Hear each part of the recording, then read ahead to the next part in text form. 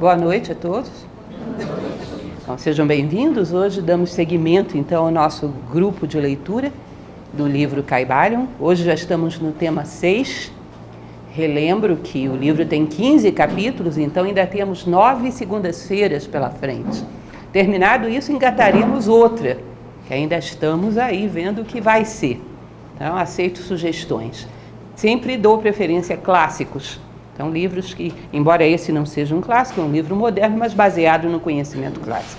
Então, vamos ver o que teremos adiante. Eu espero que vocês criem um grupo de leitura como um saudável hábito na vida de vocês. Uma vez por semana eu vou refletir sobre clássicos, ver o mundo sob um outro ângulo, ler livros que valem realmente a pena e ler juntos, porque sempre acrescenta muito. Bom, hoje estamos no capítulo 6, o Paradoxo Divino. Lembre que eu sempre começo por essa tela, começo não só porque esse poema está na introdução do livro, você me empresta só um minuto, para todo mundo ter certeza, para aqueles que estão vindo pela primeira vez, o livro é esse. E eu começo com esse verso que está na introdução do livro, não apenas porque ele está na introdução do livro, mas porque também, do ponto de vista grego, por exemplo, Homero, vocês vão ver que ele começava todas as suas descrições com alguma coisa que evocava o ambiente que ia ser criado. Isso é muito interessante, é como se a gente puxasse um pouco a consciência para cima. Isso é um método grego de começar as coisas. Essa poesia, que finalmente eu acabei localizando de quem é de um poeta inglês chamado Edward Carpenter, ela fala um pouco a respeito da transmissão do conhecimento, que é o que o Kybalion propõe. Não deixeis que se apague a chama, mantida de século em século, nesta escura caverna, neste templo sagrado, sustentada por puros ministros do amor. Não deixeis apagar esta divina chama. Esse trecho do poema de Edward Carpenter fala de uma coisa: tenha o conhecimento e passe-o adiante. Isso é um ato de amor. Tenha o conhecimento porque você é um ser humano e se humaniza cada vez que entende melhor a natureza humana e, consequentemente, a natureza à tua volta. Quanto mais dentro, mais fora. Quanto mais profundo é, mais entende as coisas à sua volta. Essa frase parece curiosa, né? Quanto mais dentro, mais fora, mas é assim mesmo. Quanto mais profundo em si mesmo, mais profundo nas coisas à sua volta. E uma vez que tem esse conhecimento, transmita-o, que é um ato de amor, é o melhor que se pode fazer pela humanidade. E é através desse mesmo amor que nós recebemos esse conhecimento. O livro, essas duas primeiras telas são iguais em todas as nossas palestras da série, porque sempre temos pessoas novas. O livro é esse, que acabei de mostrar para vocês, Estudo da Filosofia Hermética do Antigo Egito e da Grécia. Lembra vocês que Hermes Trismegisto é um sábio egípcio que viveu numa época que ninguém tem certeza, alguma coisa aí entre 2.700 e 1.500 anos antes de Cristo. Eles vão dizer que é tempo aberto. É, uma margem de erro louca, essa 1.200 anos, é tempo demais. Mas se eu considerar que tem gente que acha que ele nem existir, não existiu, eu acho até que essa margem não é tão grande. Ou seja, é um personagem que entrou no terreno do mítico, foi deificado, mas o fato é que se diz que houve uma escola no Egito que transmitia esse conhecimento, e o fundamental desse conhecimento é que Hermes Trismegisto, ou seus discípulos, ou seja lá quem for que tenha vivido no Egito e teve esse nível de sabedoria, eu particularmente creio que ele deve ter existido, um personagem, e que impactou profundamente a história, porque isso não é uma coisa que surja do nada. A pegada é do tamanho do caminhante. Alguém para impactar, se vocês considerarem a cifra menor, 1.500 anos, mais 2.000 depois, são 3.500 anos de história. A pegada é do tamanho do caminhante. Deve ter sido alguém muito especial. E ele dizia que dava para conhecer as 7 leis que organizavam todo o universo manifestado. Mas é todo mesmo, porque o universo manifestado para a gente é matéria e energia. Para ele era emoções, era mente, era espírito, era Deus, era tudo. E ele considerava que todos esses planos estavam subordinados a 7 grandes leis, que na verdade eram o desdobramento de uma grande lei, que levava os seres de volta para casa, de volta para a unidade. E que através dos acontecimentos, se você prestasse atenção, você ia descobrindo essas leis. Porque uma coisa é eu falar a lei para você, outra coisa é você vê-la na sua vida. Porque aí você incorpora isso como uma prática, como uma verdade. Você conquista. E isso é importante porque aí o conhecimento se converte em sabedoria.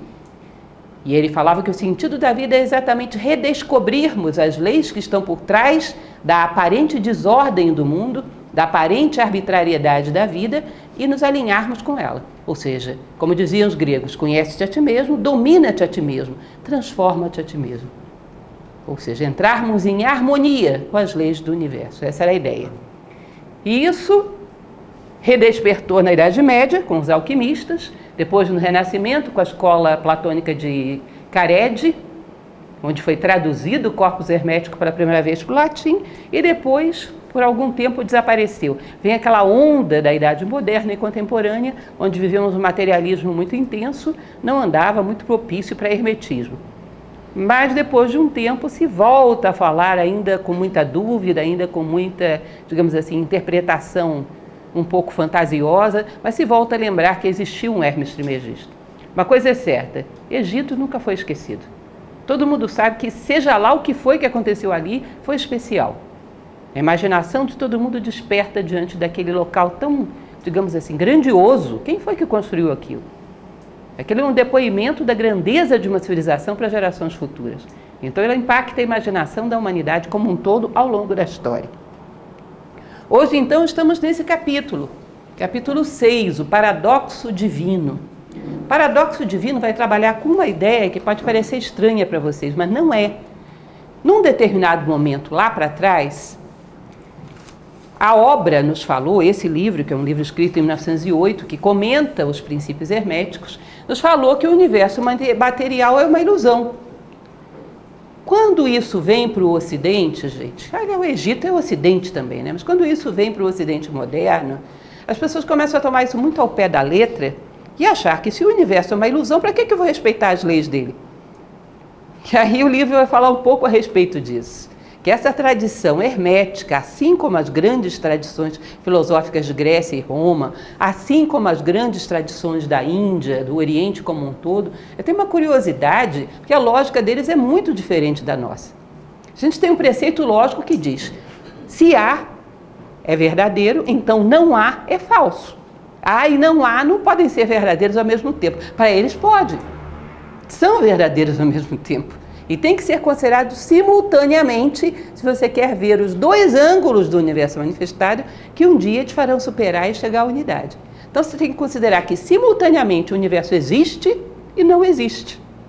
E ele vai dizer para que fins práticos a gente tem que trabalhar com isso.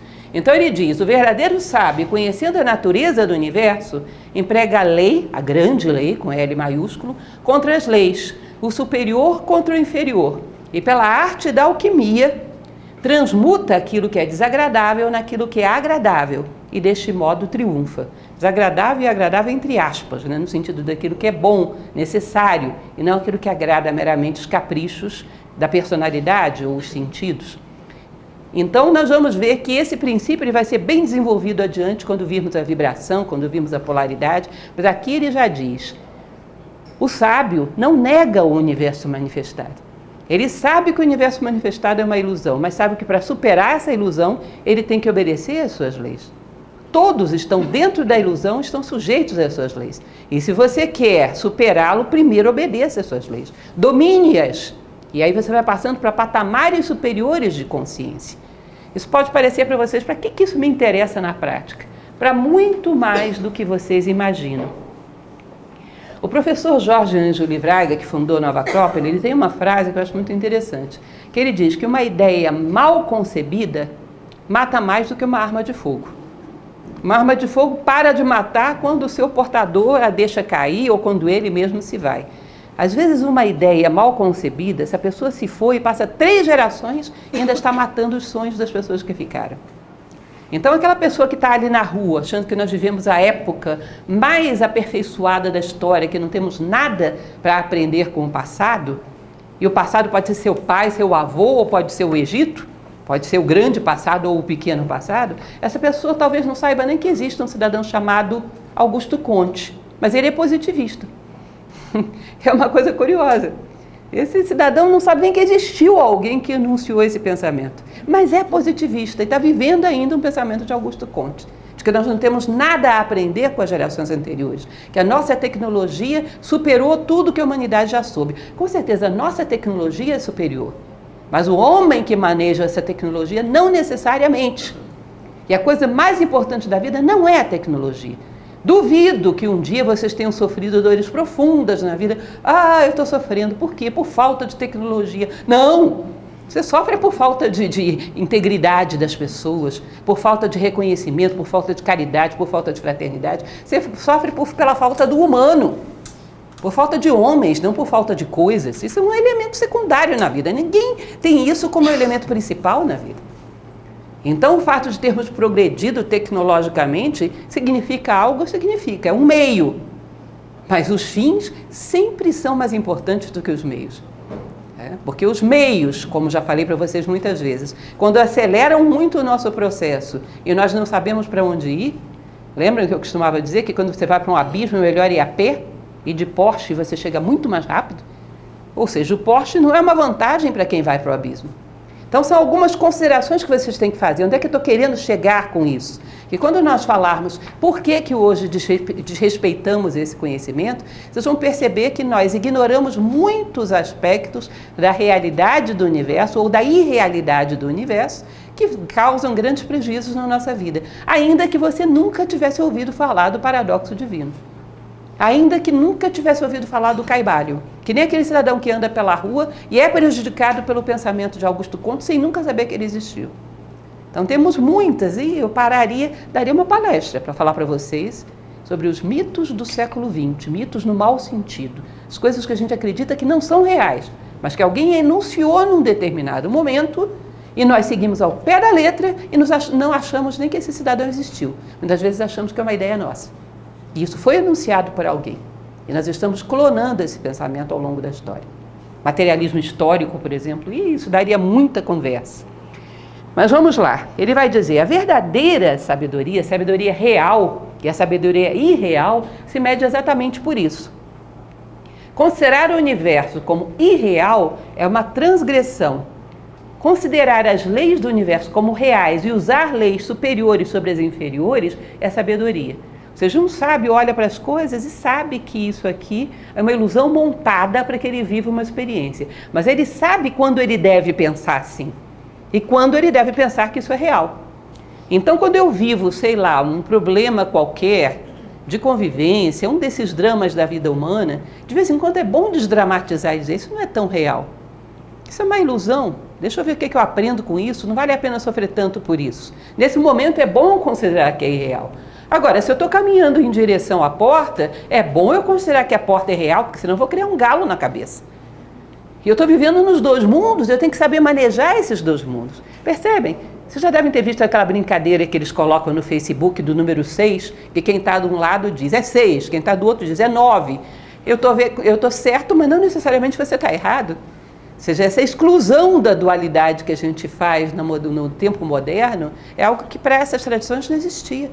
Então é bom você considerar de vez em quando que o universo é digamos assim, um teatro montado, mas de vez em quando é bom você considerar a realidade dele. E estar nos dois mundos simultaneamente. E ter sabedoria para saber quando mudar o canal. E isso é próprio dos sábios. E vocês vão dizer, mas ninguém pensa diferente. Tem muitos desdobramentos que nos fazem às vezes pensar diferente. E cair numa irrealidade que ele vai dizer é perigosa. Que é própria daqueles que não têm maturidade para manipular o conhecimento.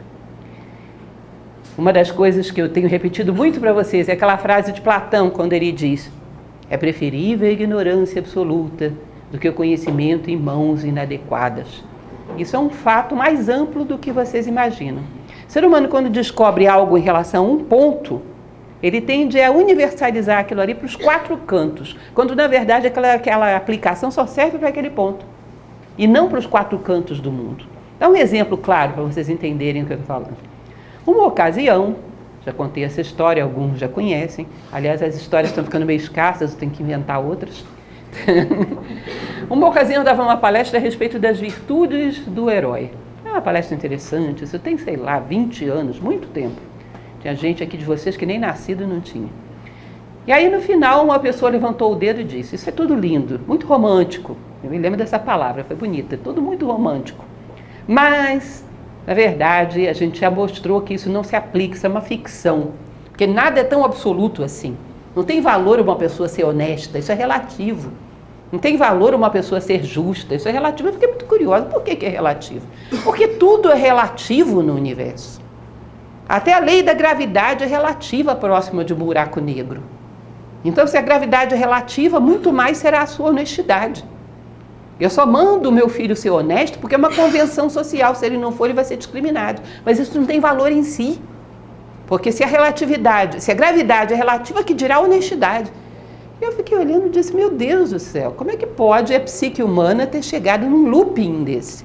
Sabe por quê? Quando Einstein enuncia a relatividade, ele não está falando que todas as coisas possam ignorar a realidade dos objetos que estão na sua dimensão.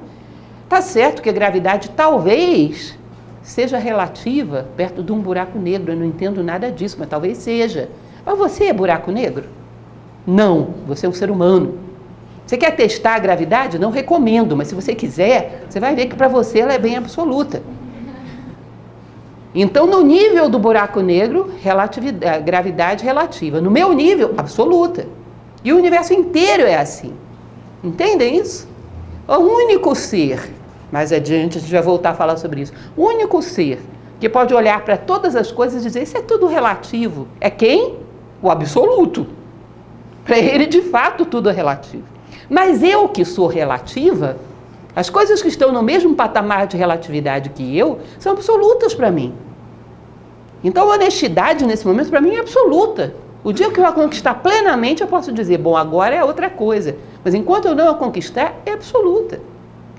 As coisas que estão no mesmo patamar nosso de relatividade, para nós são realidades que têm que ser conquistadas. Agora, a imaturidade humana não sabe distinguir quem é ser humano e quem é buraco negro.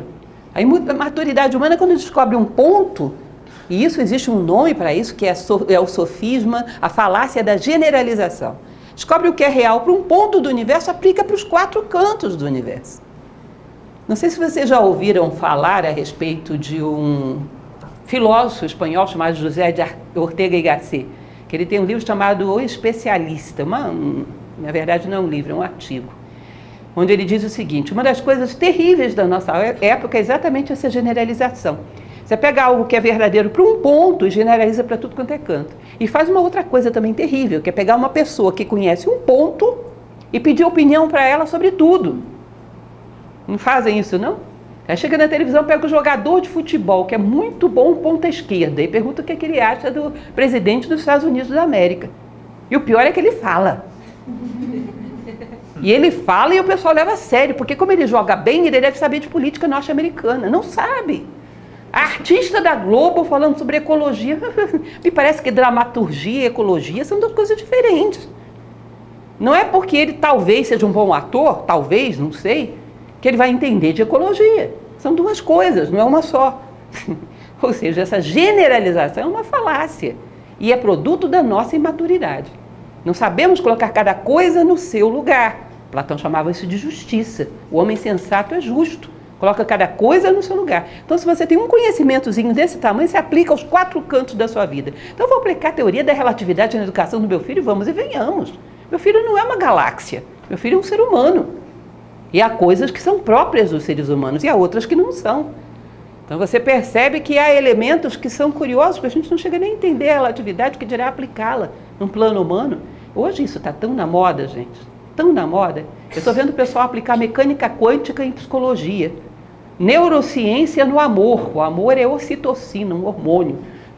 Vamos e venhamos, amor é amor, neurociência é outra coisa. Enfim, essa imaturidade do ser humano é como se fosse uma criança. Imagina, uma criança que tem os membros do seu corpo simbolicamente associados aos setores da vida. Então, um braço é a arte, o outro é a ciência e a tecnologia, uma perna é, digamos, a política, outra perna é o aspecto místico, religioso. Só que a nossa civilização ficou travada em tudo, desenvolveu só esse braço, ciência e tecnologia. O braço ficou enorme, adulto, e o corpo infantil. Vocês percebem que isso é uma aberração? Ele vai acabar se machucando com esse braço? Então, esse tipo de imaturidade é muito comum. Nós temos concepções no nosso dia a dia que foram tiradas de conclusões absolutamente bizarras. E eu não vou entrar nisso aqui. Um dia ainda vou fazer essa palestra aqui com vocês, que ela é interessante. São os mitos do século XX, agora já XXI. A gente tem crenças que são bizarras, tiradas de conclusões que não têm sentido. Porque nós aplicamos coisas que não são humanas à espécie humana. Então ele diz, cuidado. Tá? Porque considerar o universo como irreal faz com que a gente comece a aplicar leis de maneira arbitrária. Não tem uma experiência concreta das coisas que são reais para mim. Então você tem que trabalhar com os dois elementos. Lembrem que eu falava para vocês que no teatro grego, eles diziam que a tragédia e a comédia eram, na verdade, a mesma coisa. Uma mesma situação da tua vida, vista pela emoção, é uma tragédia. Vista pela razão, é uma comédia. E de vez em quando é bom você ver pela razão, para desdramatizar a vida e ver que as coisas não são tão reais assim. E isso é considerar o universo como irreal. Mas de vez em quando tem que virar a chave. Para administrar bem a sua vida financeira, administrar espaço-tempo, administrar a organização da sua casa, você precisa considerar isso tudo como real. Já houve gerações na história da humanidade de movimentos que acreditavam que negar o mundo material, deixar a casa uma bagunça, deixar o corpo sujo, era virtude, porque o mundo material era uma ilusão. A gente já teve de tudo. E vocês sabem muito bem do que eu estou falando, já tivemos isso muitas vezes. E ainda temos, inclusive. Então, o sábio sabe virar essa chave e usar cada coisa no seu lugar. Leis maiores contra leis menores. Então o universo tende à desorganização. Eu vou trabalhar no plano mental para me manter atento à ordem. Então eu trabalho com plano mental contra a tendência à desordem, à entropia do plano físico. Vou lá para cima. Trabalho no plano emocional em relação às energias. Vou sempre ir puxando para um plano onde eu tenho maior domínio das circunstâncias. Mas eu não ignoro as circunstâncias, nem as considero tão verdadeiras assim. Isso é uma loucura para o homem ocidental. Mas a gente tem que considerar as duas coisas. Quando as pessoas vêm e me dizem, olha, quando eu morrer, acaba tudo, não tem nada depois da morte. Eu sou forçada a reconhecer que de uma certa maneira sim. Porque o que é que você está considerando como eu? O homem moderno, quando ele fala eu, ele está se referindo a quê? Dentro do nosso contexto materialista. Um corpo físico, meia dúzia de ideias, uma meia dúzia de sentimentos, isso morre mesmo. Então quando ele diz eu morro, dependendo do eu tenho que concordar. Agora, dependendo do eu não concordo. É a mesma afirmação. Percebem? Ou seja, é uma coisa que é real e deixa de ser. Depende de que você acha que é o eu. Você morre e acaba tudo, ou você morre e não acaba tudo. Depende do que você considera como tudo. Então, essa dualidade conciliada, que é tão própria do hermetismo, igual e desigual são a mesma coisa no princípio da polaridade. Os extremos se tocam. Isso deixa o homem ocidental louco. Porque ele está acostumado a uma mentalidade binária, que se é uma coisa, não é a outra. Bom, para o todo, o universo é um sonho. Para a parte, no seu nível, o universo é real. Então, no nosso nível, nós temos que considerar que a organização de tempo, de espaço, dos objetos, o respeito às coisas que nos tocam, o comportamento em geral no dia a dia, tem uma dose de realidade. O exemplo que eu já dei para vocês 1 milhão de vezes. Vocês me desculpem, mas ele serve, porque eu sempre me lembro dele.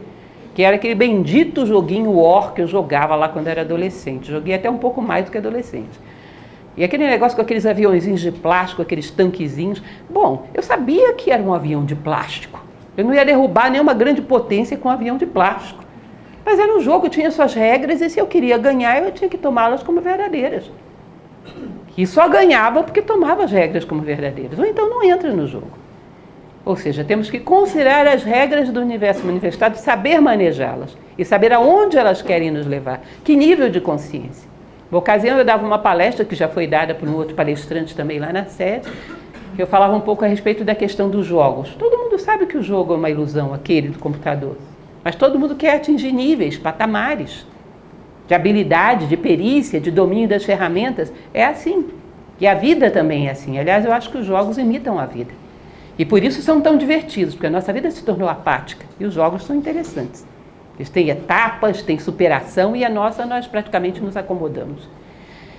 Então, temos que ter a mente nas estrelas e os pés no chão, ser pontífices. Ter uma noção geral do universo, mas ao mesmo tempo saber onde estamos agora. A praticidade de saber como aplicar essas leis do universo no nosso contexto de tempo e de espaço agora. Ou seja, saber que existe uma escada inteira que leva às estrelas, mas não deixar de olhar para o degrau que está na sua frente. Senão você pode rolar até aos poucos que já subiu. Ter a noção de toda a escada, mas ter o foco no degrau que está na sua frente. Hoje existe um exemplo prático disso, que é a frase da ISO 9000, né, que eu não sei de onde eles copiaram isso, mas é uma frase clássica, que é a ação local com visão global. Não é a mesma coisa? A visão do todo, mas um foco naquilo que te corresponde nesse momento.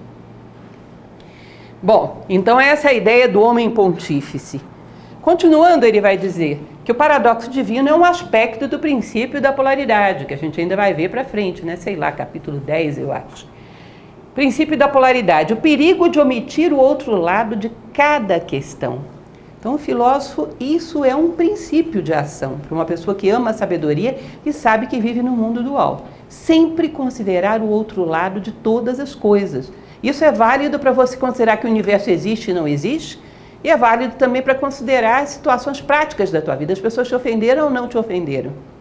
As pessoas têm ou não têm problema com você? Considerar as duas possibilidades. Vocês percebem que a gente, quando polariza no aspecto mental ou aspecto emocional, de preconceito, de emoção negativa, há uma resistência de ver o outro lado das questões. E nós vivemos mais ou menos assim, nós nos apaixonamos pelas nossas opiniões. Então, se você me diz, fulano não gosta de mim, e eu te digo, considera a possibilidade dele gostar, você vai ter resistência, porque a gente se apega às nossas opiniões. Pende para um lado e não quer nem pensar que pode ser diferente. Vocês já devem ter visto, é uma brincadeira, mas é algo que acontece exatamente assim. Pessoas que têm o hábito da fofoca, a candinha. O hábito de criar histórias e se divertem com isso. Essas pessoas estão interessadas em saber o que realmente aconteceu? Não, isso estraga, tira totalmente a graça saber a realidade. A versão é mais divertida, normalmente mais multicolorida, e nós temos um pouco disso. Nós criamos uma versão da realidade. E a melhor maneira de você ver se você não está pendendo para um lado é criar a antiversão. E tirar uma média das outras e ver, das duas, e ver onde você está se equivocando. Qual é o elemento que está te arrastando, qual é a paixão que está te prendendo. O filósofo sempre considera que ele está no mundo dual e há que ver os dois aspectos de tudo. Pelo menos como consideração mental. Pode ser. É provável que não seja absolutamente como eu penso. Considerar os dois lados de todas as questões. O preconceito, a rigidez e todas as síndromes de fanatismo que temos não existiriam se nós tivéssemos esse preceito prático aplicado. E se eu não for o dono da verdade? E se isso não for realmente o que tem que ser imposto ao mundo inteiro como crença? E se não for realmente essa pessoa que é superior a essa? E se não houver superior? E se todas as coisas estiverem equilibradas? E se? Só essa consideração já tiraria força das suas paixões e dos seus ódios e de todas as síndromes coletivas que nós alimentamos tão fervorosamente. Só considerar a possibilidade de existência do outro lado. Então ele vai dizer, a mente percebe o mundo como transitório e o corpo percebe o mundo como real. E você tem mente e tem corpo.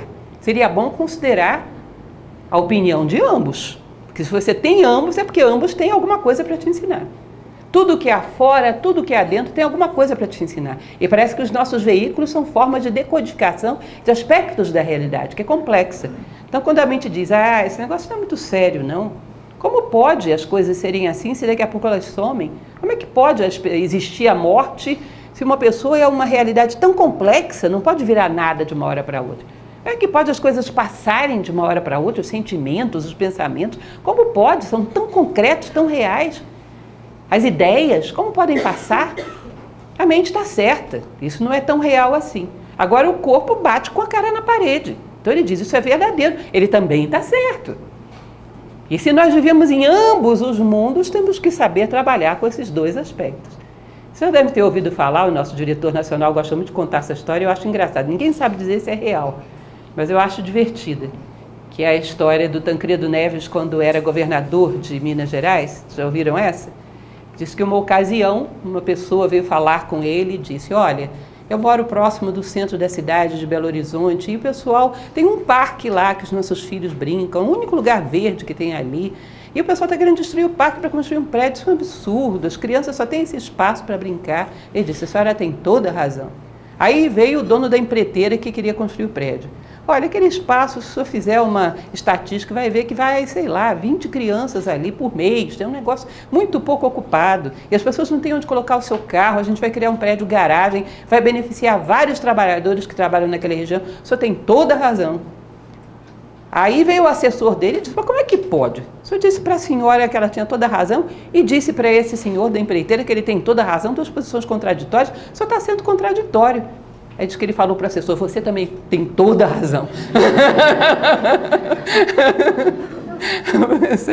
Você considerar a coisa por um monte de pontos de vista. É isso aí mesmo. Agora vamos ver como é que a gente concilia todos esses elementos, mas que eles são verdadeiros, todo mundo falou a verdade. Então, aprender de tudo que a natureza nos informa e ponderar todas essas coisas para ter uma postura acertada diante da vida. A mente está certa quando ela diz que isso não é tão real, mas o corpo está certo quando diz que se eu não considerar isso verdadeiro, eu vou bater com a cara na parede. Tá? Então, eu tenho que saber, o universo tem a sua dose de realidade e a sua dose de irrealidade. Continuando, como já comentamos, o único que pode dizer tudo é relativo é o absoluto. Problema do conhecimento em mãos imaturas. E nós temos realmente que considerar a quantidade de conhecimentos que talvez, se nós fôssemos fazer uma estatística séria, seria melhor que a humanidade não possuísse. Uma das coisas que hoje até se discute em termos de artigos na internet, por exemplo, a fissão nuclear. Se vocês forem considerar o que já foi criado disso, que foi benéfico, em termos de usinas, geração de energia e tudo mais, e aquilo que foi maléfico, porque até essas usinas, às vezes, como Fukushima, dão um desastre danado. Enfim, se for considerar malefícios e benefícios, muita gente diz, era melhor isso não ter sido descoberto. Talvez fosse melhor deixar o ser humano crescer um pouco mais, em termos de moral, em termos de equilíbrio psicológico, de espiritualidade, de menos egoísmo, para daqui a uns 100 anos descobrir isso. Talvez desse mais certo. Porque uma hora a gente teria que ter isso. Talvez. Mas talvez não fosse bom agora. Da mesma maneira que você fala para uma criança, para um adolescente, talvez fosse melhor não ter conhecido essa pessoa agora. Conhecer daqui a 10 anos, quando ela estivesse mais madura para se defender. Não é assim? O que acontece com a parte, acontece com tudo. Então, temos que considerar esse aspecto que do ponto de vista clássico não teria nenhum sentido. Que a nossa civilização considere como educação acumular informações em cima de um homem que talvez não tenha base moral para suportá-las, para sustentá-las.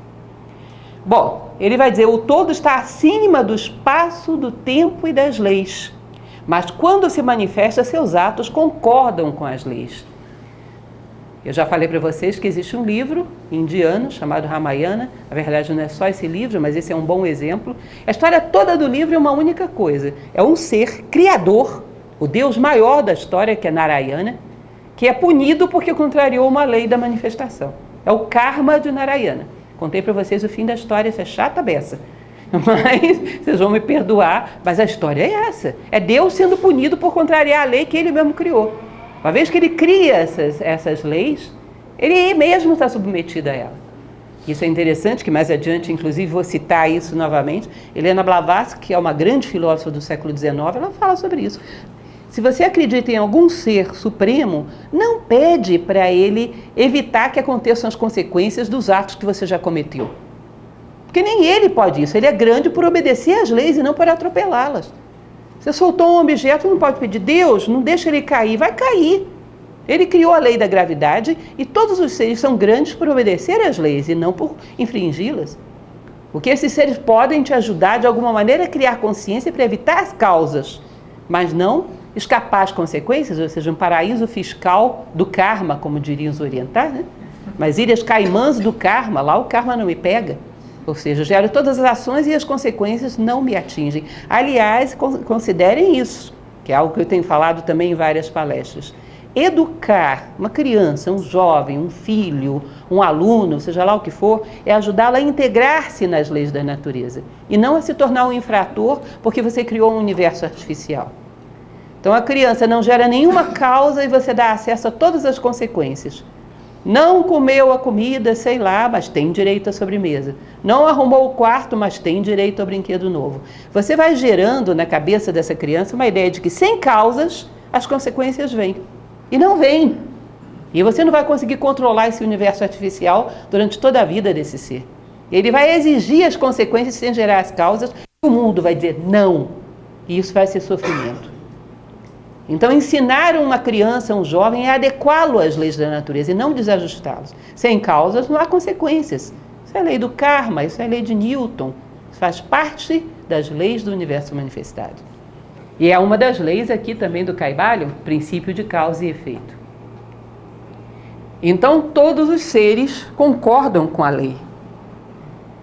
Ele coloca uma coisa interessante que ele preconiza como um futuro. O livro foi escrito em 1908, nós estamos em 2017, ainda não chegamos nesse futuro. Mas ele diz, olha, no futuro a ciência vai concluir que a matéria é irreal. Não concluiu ainda, mas ela chegou pelo menos à conclusão de que é menos densa do que se imaginava. Né? Então hoje nós sabemos, a física moderna, que a matéria é feita de átomos que são feitos de moléculas que são feitas de átomos, que são feitas de subpartículas. Então você tem prótons, nêutrons, elétrons, e dentro disso tem quarks, muons, não sei mais o que. Ou seja, está chegando à conclusão que a matéria é menos densa do que se imaginava. Mas ainda não se concluiu que a matéria é uma ilusão, ainda estamos longe disso. E assim como ainda não se concluiu que existem outros planos, além do plano físico e energético.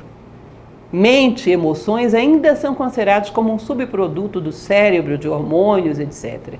Mas o certo é que nesses 100 anos houve uma evolução em certos aspectos. A matéria é menos densa, o aspecto da evolução dos seres é considerado agora de uma maneira mais sensata.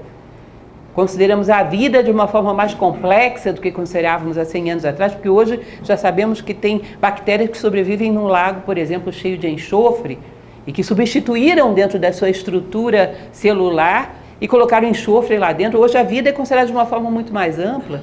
Já se considera a possibilidade de existência de vida em outros sistemas planetários de uma forma muito diferenciada da vida orgânica que conhecemos. Ampliamos o nosso horizonte de vida, ou seja, estamos progredindo. Mas esse processo, talvez para chegar onde ele previa, considerar que a matéria é uma irrealidade, que existem outros planos mais sutis, como por exemplo o plano mental, isso eu acho que vai talvez levar mais um século aí pela frente, né? Ou menos, nunca se sabe. Mas progredimos e hoje a matéria já não é mais aquele tijolinho que considerávamos no passado, um tijolinho denso e existente em absoluto, inexorável. Hoje ela é cheia de ranhuras e furinhos e subpartículas, ou seja, menos concreta do que já foi no passado. Vejam bem esse exemplo que ele dá. O artista que esculpe ou escreve bem remete à abstração da beleza, mas precisa do corpo físico do livro ou da escultura como meio. Então, você pode chegar e se deslumbrar diante do Moisés de Michelangelo. E dá para deslumbrar mesmo, gente, porque aquilo não é brincadeira. Não é à toa que Michelangelo chegou para ele e disse, fala, porque parece que vai levantar e falar mesmo. É impressionante você perceber que certos escultores eram capazes de impregnar emoções num pedaço de mármore. Você olha para o rosto e ali tem um ser com um monte de características de vontade, de determinação, de força, que chega a te imprimir um certo medo. É muito impactante ver essas estátuas de Michelangelo. Agora, vejam bem, você, através da estátua de Michelangelo, percebe uma série de coisas sobre a vontade humana, sobre a determinação humana, mas você precisou do pedaço de mármore para isso. Através da obra, sei lá, do Leonardo da Vinci, você percebe muito da sutileza, por exemplo, de uma Mona Lisa, de uma Santana, seja lá qual for a obra dele. São João Batista, sobretudo, é fantástico, com aquela sutileza de apontar para cima, com aquele sorriso enigmático que nem o da Mona Lisa. Mas você precisou daquele pedaço de tela pintado. Através da matéria, ela te sugeriu coisas que estão em outro plano. Mas sem a matéria, esse artista não conseguiria sinalizar. Se não houvesse instrumentos, a gente não ouviria a Lacrimosa de Mozart e não chegaria a entender o que ele está sugerindo sobre a vida. Você precisa dos instrumentos que executem aquela melodia. Você já precisa da matéria para você ver mais do que ela. Não podemos prescindir da matéria e das suas leis. Se você não sabe tocar um instrumento musical, você não vai saber o que Mozart estava sugerindo. Ou Beethoven, ou seja lá quem for. Então, a mesma coisa acontece com o nosso corpo. Bom, ele não é definitivo, não é eterno, mas através dele vamos perceber muita coisa. As leis do universo manifestado, a ética temporal do momento em que a gente vive não é absoluta, mas através dela vamos perceber como dominarmos a nós mesmos, como convivermos com os demais, como termos uma vida civilizada. Ou seja, elas têm um valor absoluto na nossa vida nesse momento. Assim como o degrau da nossa frente. Quando você subir 10 e olhar para trás, ele vai parecer nada. Mas nesse momento é o que há de mais real na sua vida. O degrau na sua frente. Então, continuando, para complementar essa ideia, eu trouxe para vocês essa carta do tarô egípcio, que mostra bastante claro essa mesma ideia. Vejam lá, é a morte, simpática, como em geral a gente representa, né? Não sei por quê, o que morte tem a ver com esqueleto? Não entendo isso. Esqueleto é quem morreu e não a morte, mas enfim. Mas o fato é que esse esqueleto representa a morte e está ali um arco-íris, ele colhendo cabeças, pernas, pés, vocês estão vendo? Com uma foice. E essa carta é bastante indicativa, esse arcano do tarô egípcio, que fala que quando a morte vem, ela colhe aquilo que aflora acima da terra. Estão vendo que os órgãos, os pedaços do corpo humano estão aflorando acima da terra? Por que a cabeça de uma pessoa aflora acima da terra? Por que ela não fica, digamos, lá no fundo? Por que ela não fica engolida, tragada pela terra? Porque você teve algum pensamento que esteve acima das ilusões. Algum pensamento que esteve acima da matéria. Algum nível de sabedoria foi conquistado. Por que uma mão aflora acima da terra? Porque você realizou alguma obra real em prol dos demais, alguma coisa que o tempo, a matéria, não engoliu. Por que um pé aflora acima da terra? Porque você andou por caminhos que realmente te fizeram avançar.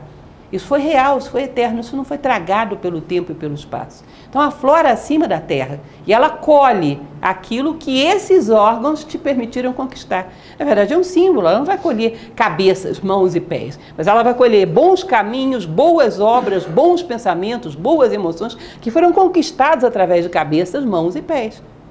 Então você não andaria bons caminhos se não tivesse um pé um dia. O pé não é real, mas o que ele te permite conquistar, sim. Então ele tem a sua dose de realidade agora. A mão não é real, um dia isso aqui vai desintegrar, mas o que ela me permite construir, sim. Então ela tem a sua dose de realidade pelo que ela me permite alcançar. A cabeça não é real, essa concreta aqui, mas o que ela me permite conquistar de sabedoria, sim. E ela vai se eternizar nisso. Pelo que eu conquistei através dela, vai aflorar na terra. Então eu preciso desse veículo. E essa necessidade, essa possibilidade dele me conduzir aonde eu devo chegar é a realidade dele. E o respeito que devemos a ele. Então percebam, um sábio é um ser muito interessante. Porque ninguém, tanto quanto ele, sabe que o mundo é irreal. E ninguém, tanto quanto ele, respeita o mundo. Não parece um paradoxo? É mais um dos paradoxos da tradição egípcia. Ele sabe que não é verdade, mas ele leva a sério. É como um ator. Sabe que aquilo ali é só um personagem, mas ele desempenha da melhor maneira possível um bom ator. Sabendo perfeitamente quem é ele e quem é o personagem e controlando os dois mundos sem embaralhar os dois, sem misturar. Isso é um bom ator. Continuando na nossa história, ele diz que a serenidade é consequência de sabermos que não há força fora do todo para agir sobre nós, entendê-lo e harmonizar-se com ele. O todo, o universo é uma unidade. Todas as coisas que estão aqui dentro, que nos parecem agradáveis, desagradáveis, que nos parecem reais ou irreais, são necessárias. Embora eu não entenda agora. Isso é uma coisa curiosa. Existe um livro muito interessante, que eu gosto dele, um livro relativamente recente, escrito por um mitólogo chamado Walter Otto, Teofania, onde ele fala sobre isso. Ele vai dizer, bom, aquele que estuda a mitologia grega vai ver uma coisa muito interessante. Um grego, ele podia considerar, não entendi por que me aconteceu isso. Mas ele não ia dizer, isso que me aconteceu foi errado. Ele considerava que havia alguma ordem no universo que tinha colocado aquilo na vida dele, que aquilo era necessário para ele chegar ao próximo passo, ainda que ele não estivesse entendendo. Você não vai ver dentro, por exemplo, da obra de Homero, em nenhum momento ele dizia, os deuses não deveriam ter feito isso com Ulisses. Não. Ulisses não entendeu por que foi feito, mas que foi bom para ele, foi. Nada acontece ao homem que não seja próprio do homem, ainda que ele não alcance nesse momento essa sabedoria. Então, o que é agradável, o que é desagradável, o que parece positivo, o que não parece, às vezes no final da vida a gente olha e diz, as coisas desagradáveis me fizeram mais crescer do que as agradáveis. Portanto, as duas foram necessárias. E o bom é aquilo que é necessário para que o homem cresça. Então, quando a gente tem essa tranquilidade de saber que não vai acontecer nada que seja maligno, porque não tem nada maligno. Maligno é a minha interpretação das coisas que eu não estou gostando, porque nesse momento vão me obrigar a mudar. Então, como eu falava para vocês na última palestra, o filho de vocês que está no colégio deve considerar o dever de casa a coisa mais maligna do universo. Não é assim? Mas para você que é o pai, é a coisa mais benigna do universo, porque se não for assim, ele não cresce. Então, o maligno e o benigno é uma interpretação, mas se nós sabemos que não existe nada que realmente trame contra nós, o universo inteiro trama para o nosso crescimento, vocês percebem que isso dá uma segurança muito grande? O problema são as sombras que a gente colocou dentro da nossa cabeça e achamos, existe algo que quer me destruir. A minha ignorância é a única. Não existe nada fora disso que querer te destruir, tudo quer te construir. Existem forças realmente obscuras do jeito que a gente imagina. São forças, digamos assim, é como se fossem as duas dimensões de uma escada. Uma quer te propulsionar para cima e a outra quer te estabilizar. Todas as duas constroem a escada. Para o hermetismo, considerar todas as coisas como necessárias é a virtude por excelência. É o homem que considera o universo como uno. Não tem nada fora dele. Não tem nada maligno tramando contra mim fora do universo. O universo é um só e tudo está dentro dele. Isso pode parecer bobo, mas isso faz um efeito psicológico muito interessante, porque isso te dá serenidade. Percebam que uma das coisas complicadas do nosso momento histórico é vitimização. E o que é a vitimização? Síndrome de Jânio Quadros. Forças malignas tramam contra mim. Cadê as forças malignas? Não tem. Não tem as forças malignas. Eu não sou vítima de nada, a não ser da minha ignorância. Vocês percebem que só isso já relaxa? Ufa! Não tem que brigar contra as sombras. Não tem sombras. A não ser que é o mesmo projeto, por ignorância. Essa ideia da serenidade para eles é resultado direto da sabedoria. Os herméticos consideravam dessa forma. Os seres mais elevados do universo, já falei para vocês, a HPB fala sobre isso, Helena Blavatsky, que é essa filósofa do século XIX, os seres mais elevados do universo ainda estão submetidos à lei e continuarão enquanto o universo durar. Então não espere que tenha alguém lá na frente que não tenha mais que se submeter à lei, que vai dar um jeitinho para você. Não tem jeitinho no cosmos. A lei é a infraestrutura que sustenta o universo, é o arcabouço do universo. Ninguém vai dar um jeitinho de driblá-la, porque senão o universo desmorona. Existe uma coisa interessante que eu gosto de contar na história dos celtas, que uma ocasião os celtas se encontram com Alexandre nas margens do rio Danúbio. Uma história bonita. E eles eram tidos como guerreiros sensacionais. Aí Alexandre teve a ideia de perguntar para um druida de Viciacos: o povo de vocês é tão destemido, o que é que vocês temem? Aí esse druida respondeu para ele: a gente só teme duas coisas, que o céu caia ou que o mar se eleve em direção ao céu. Se cada coisa está no seu lugar, fazendo o que lhe corresponde, a gente sabe o que nos corresponde e está tudo bem. Vocês percebem? Deixou de existir a gravidade, eu solto um objeto e ele sobe. Eu vou ficar preocupada, porque se os objetos não sabem o que fazer, que dirá eu? Mas se os objetos estão caindo, eu estou tranquila. Cada um está na sua. O céu está no seu lugar, o mar está no seu lugar, eu estou no meu, eu sou um ser humano. Então, se as leis do universo se mantêm, a lógica do universo não se quebra, eu encontro a minha lógica e vou embora. Cada um está no seu caminho e vamos nos encontrar todos lá na ponta. E os seres mais sábios sabem que o que garante o universo é o Dharma, como diz a tradição indiana. É a lei, é a obediência à grande lei universal. E ninguém vai atropelá-la para te beneficiar. Não existe isso, essa expectativa é vã. A ciência progride na direção do hermetismo, isso diz o livro, né? Esse livro de 1908. Em muitos pontos, embora ainda não entenda o mentalismo. Ou seja, plano mental como um mundo independente, plano das ideias, que dizia Platão, que determina o que está acontecendo aqui embaixo, isso ainda vai demorar. Mas nós podemos observar isso de forma prática.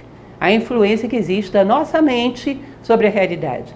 Vocês não tiveram uma avó que falava aquela frase: o olho do dono engorda o gado? Vocês não tiveram isso? Minha avó costumava dizer muito isso. Isso não deixa de ser um princípio do mentalismo. Ou seja, existe algo dos planos sutis que determina a realidade. Você coloca duas pessoas com plantinha dentro de casa. Todas as duas cuidam da plantinha do mesmo jeito, mas uma tem um carinho pela planta, se concentra nela, observa, torce para ela crescer, sei lá por que cargas d'água. Essas pessoas, às vezes, as plantas ficam mais bonitas. Não existe isso? A mente influenciar a matéria? Bom, a ciência não provou isso, mas a gente vê acontecendo. Tá? Talvez em um determinado momento isso que é uma realidade prática se torne uma realidade teórica. Mas o fato é, como diz lá o... Como é o nome daquele personagem que eu sempre me esqueço, do Alto da Compadecida? O Chicó. Não sei não, só sei que é assim. Não é assim? Ou seja, o que nós temos de expectativa mental, de fato, gera efeitos na nossa vida. Existem aquelas pessoas que têm o dedo verde por gostarem da planta e darem atenção a ela, ela se desenvolve de forma diferente. Enfim, um dia, quem sabe, o mentalismo será uma realidade para também a ciência, nunca se sabe. Já quebramos muitos tabus. Devemos agir e viver como se as coisas transitórias fossem reais. E ao mesmo tempo como se não fossem. Ai, que loucura. Isso é discernimento. Exemplo do bom karma prânico, respeito às coisas. Vocês já ouviram falar sobre isso? Eu estou fazendo uma mistureba, porque karma é um conceito indiano e a gente está falando de Egito. A gente está fazendo um estudo comparativo, né, tentando evocar o que cada tradição pode trazer para nós. E karma é sinônimo de lei de causa e efeito, que é Kaivalya, então dá tudo no mesmo. Diz-se na tradição indiana que uma pessoa que não tem problemas no plano energético ou prânico, que é essa palavra que eu uso aí, é a dimensão energética, você fala que o homem tem corpo físico, energético, emocional e mental. O plano energético é o plano financeiro, é o plano de recursos. E vocês percebem que algumas pessoas, sem muito esforço, parece que se saem melhor nesse plano do que outros. Nunca aconteceu de vocês encontrarem, sei lá, com um colega do tempo da universidade? Eu, na minha idade, às vezes encontro gente do meu tempo da universidade. Ou seja, que estudou comigo há 3 décadas atrás. Que essa altura não resolveu, por exemplo, o seu problema profissional, financeiro. Não tem uma independência mínima nesse plano. Aí você olha assim e diz, poxa, mas eu nem sei como foi que eu fiz isso, porque foi tão fácil. Para alguns é fácil, para outros é difícil, dentro do mesmo contexto histórico, dentro da mesma cidade, dentro do mesmo contexto de posses, dentro de coisas muito parecidas, às vezes irmãos. Aí você percebe, bom, será que tem alguma coisa a mais nisso? A tradição indiana diz que o bom karma nesse plano energético tem muito a ver com o respeito que você tem pelas coisas. É interessante? Quando você respeita os objetos simples que te servem, tende a tê-los. Aquela pessoa que quebra tudo que tem, que não respeita nada, movimenta tudo de qualquer maneira, menospreza as coisas, essa tende a não ter as coisas, ela tende para a escassez. 2 elementos que diz que geram excelente karma nesse plano prânico ou energético, foi 2 coisas, que é a generosidade e o respeito pelas coisas. Nós temos um professor que é muito bom nessa área de economia doméstica, ele costuma falar sobre isso. Tem uma moedinha no chão, a pessoa não abaixa para pegar porque acha que aquilo não vale nada. Tem tendência a ter problema financeiro. Não valoriza as pequenas coisas, quebra as cadeiras da sua casa, quebra, sei lá, os utensílios de cozinha. Tem tendência a não ter as coisas. Isso é karma de desrespeito às coisas. Então você imagina um sábio, que a gente está considerando, somos filósofos, buscamos a sabedoria. Esse sábio ideal que a gente busca como futuro seria um ser que as pequenas coisas, ele teria um profundo respeito por elas. Estão aqui e têm tanto direito de estar aqui quanto você, e estão te servindo humildemente. Tem um respeito profundo pelas coisas. Embora ele saiba que as coisas não são reais, mas ninguém as respeita mais do que ele. Não é curioso isso? Então, saber da relatividade do mundo não significa desprezar o mundo. Significa considerar cada coisa no valor que tem. Nós estamos num bom momento para falar, por exemplo, daquela história da água. Sabendo usar, não vai faltar. Essa máxima é muito bonitinha, mas não é muito filosófica. Se você considera, se houvesse muita água e a gente soubesse que não ia faltar, seria certo a gente tratá-la de qualquer maneira? Ou seja, a água só tem valor porque me serve? Ou ela tem valor em si, independente de eu existir ou não? Eu devo respeito a ela pelo que ela é. Eu, humano, ela, a água, os dois têm direito de existir e eu devo respeitá-la, faltando ou não faltando. Uma abordagem utilitária, onde as coisas têm valor porque me servem, então eu sou o quê? O rei do mundo? Então essa visão antropocêntrica é típica de uma pessoa que manipula as coisas mal e, portanto, gera a escassez das coisas, que é o mundo em que nós vivemos. Percebem? Entendam isso. Então, respeitar as coisas, mas não desejá-las intensamente como o ambicioso desejaria. Mas uma vez que você as tem, respeitá-las, todas. A colher da sua cozinha merece respeito. As coisas merecem respeito. Estão ali para te servir humildemente. Embora você saiba que não são tão reais assim. Nem você é tão real assim. Esse é o enigma, é o paradoxo divino, que realmente dá um nó na cabeça do homem moderno tão materialista, mas que tem que ser considerado dessa forma. E vocês percebem que há situações e situações para jogar com essas duas faces na nossa vida. Bom, e por fim, o que ele coloca no livro que eu trouxe para vocês, a transmutação não é uma presunçosa negação, mas sim a arma ofensiva do mestre. Então ele sabe que ele pode sair desse patamar materialista para um patamar mais espiritual. Ele usa isso como uma arma de superação, mas ele não despreza as coisas que estão nesse patamar, ele não despreza nada, em nenhum patamar. Até as fantasias de uma pessoa têm um certo valor e ele vai considerá-las com respeito. Né? São mundos e mundos e mundos que você tem que respeitá-los para superá-los. Né? E ele vai dizer, isso é uma transcrição de um trecho do livro, a nossa ocupação no universo não é negar a sua existência, mas sim viver, empregando as leis para nos elevarmos do inferior ao superior, fazendo o melhor que podemos sob as circunstâncias que aparecem a cada dia e vivendo tanto quanto é possível para as nossas ideias elevadas e os nossos ideais. Ou seja, não estamos aqui para desprezar nada, mas para considerar que tudo tem tanta dose de realidade quanto nós. Essas coisas não são reais, eu também não, então somos todos reais num certo patamar. Estamos na mesma. Eu também não sou tão real assim. Então as coisas que estão no mesmo patamar de realidade que eu têm valor e eu vou respeitá-las assim como eu mereço ser respeitado. Mas eu busco algo que seja mais real do que tudo isso. Eu vou passar de patamar em patamar até chegar à realidade absoluta, porque isso é minha meta e caminho para isso. Mas caminho pisando em degraus sólidos de respeito e de consideração por tudo aquilo que é próprio da vida, pelo que vale em si e não pela utilidade que tem para mim. Deixarmos de ser grandes manipuladores da vida. Bom, essa é a lição do paradoxo divino. Vocês percebem que a ideia de gerar esse grupo de estudo é exatamente porque cada capítulo desse tem uma complexidade que, para a gente falar disso dentro de uma palestra que falasse de todo o livro, eu teria 2 minutos para falar disso. E realmente a gente não assimila uma ideia dessa em 2 minutos. Dentro de um livro que tem 15 capítulos, quanto tempo eu teria para falar disso? A ideia é que a gente possa mastigar esses elementos, que são complexos para nós. Que isso seja um degrau de reflexão. Lembrem daquela frase que sempre tenho repetido, da tradição confucionista. O homem vulgar fala de pessoas, o homem comum fala de coisas, o homem que busca sabedoria fala de ideias.